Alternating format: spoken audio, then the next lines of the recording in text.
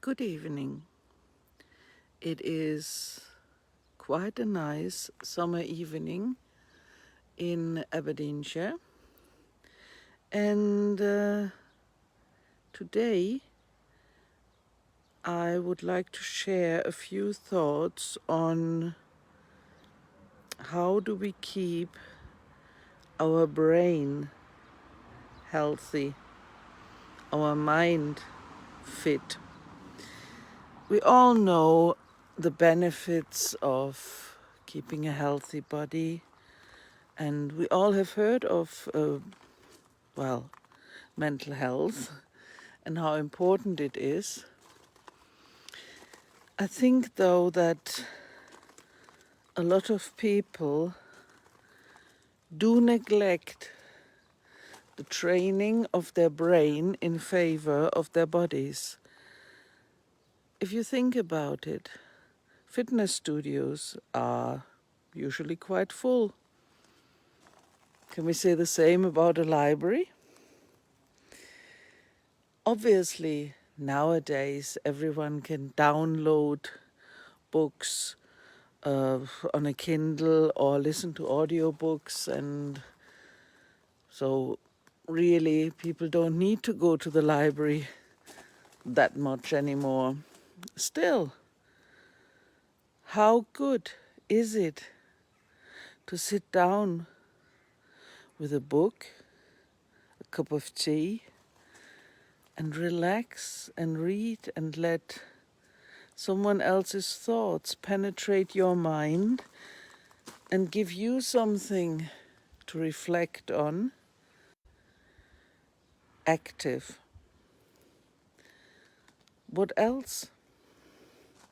There's all kind of things out there. There's brain training in various forms. I personally know of at least 5 different apps for your phone to do daily brain training exercises. And I think that's quite a good idea. Because of the variety of the little exercises, you will train different parts of your brain. And that really is helpful. And it gives you the feeling that you are doing something to keep fit, not only in your body, but in your brain, and so in your mind as well. What other options are there? Meditation, of course, helps with mental health in general. Then for people who, for example, are living with dementia, there is something called singing for the brain, which tells us that singing, dancing, anything to do with music stimulates our brain as well. What else? Writing, for example. Sit down, let your thoughts find a way through the pen onto the paper or onto the laptop, whatever. Write down what keeps you busy, what you think about, what you have learned in life. It's also a nice way of sharing certain experiences that others might benefit from.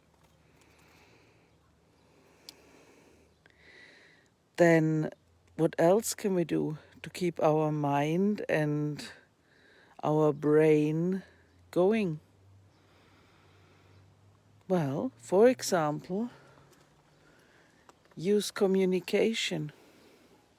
Now that the world is opening up again, meet up with people face to face and talk.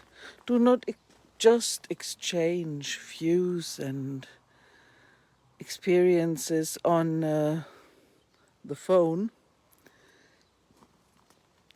Actually enter into conversations.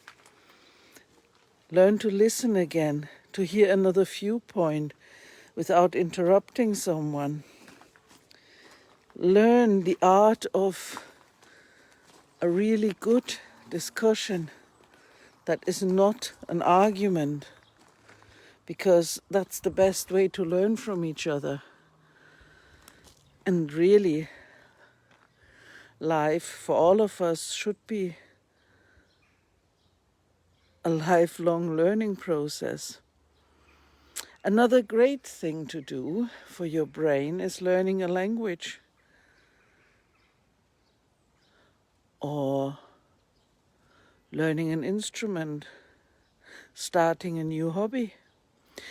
Do something that challenges you and try to do it regularly, like you would go to the gym regularly. So, of all these suggestions, I'm sure something might tickle your fancy. And that's great. And believe me, it is never too late to start with any of the suggested things, because any improvement in the right direction is good. And we would all benefit from a society that does not just focus on how good and how fit the outside is, but really what lies underneath. What can we contribute? And of course, the fitter our brain, the less likely we are to develop sad, life-changing illnesses like Alzheimer's. So give it a good thought and think of something that you would like to start and that you would like to challenge your brain with, and then just give it a try. Go for it. Have a lovely evening, and I'll speak to you again on Friday. So take care, and thank you for listening.